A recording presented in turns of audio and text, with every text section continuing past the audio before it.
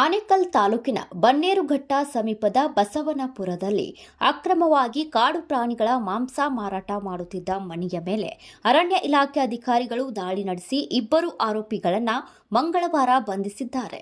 ಕಾಡು ಪ್ರಾಣಿಗಳ ಮಾಂಸ ಮಾರಾಟ ಮಾಡುತ್ತಿದ್ದ ಬಸವನಪುರದ ಸತ್ಯಪ್ರಕಾಶ್ ಮತ್ತು ವೆಂಕಟೇಶ್ ರವರನ್ನ ಬನ್ನೇರುಘಟ್ಟ ವಲಯ ಅರಣ್ಯಾಧಿಕಾರಿಗಳು ಬಂಧಿಸಿದ್ದಾರೆ.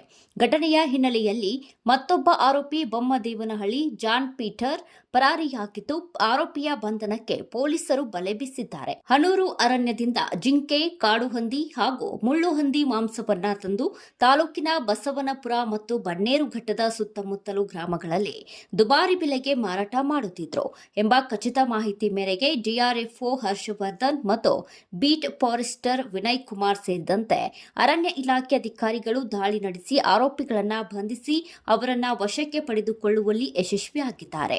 ಅರಣ್ಯ ಅತಿಕ್ರಮ ಪ್ರವೇಶ, ಕಾಡು ಪ್ರಾಣಿಗಳ ಅಕ್ರಮ ಬೇಟೆ ಮತ್ತು ಮಾಂಸ ಮಾರಾಟ ಮಾಡುತ್ತಿದ್ದ ಹಿನ್ನೆಲೆಯಲ್ಲಿ ಆರೋಪಿಗಳ ವಿರುದ್ಧ ವನ್ಯಜೀವಿ ಸಂರಕ್ಷಣಾ ಕಾಯ್ದೆಯಡಿ ಪ್ರಕರಣ ದಾಖಲಿಸಲಾಗಿದೆ.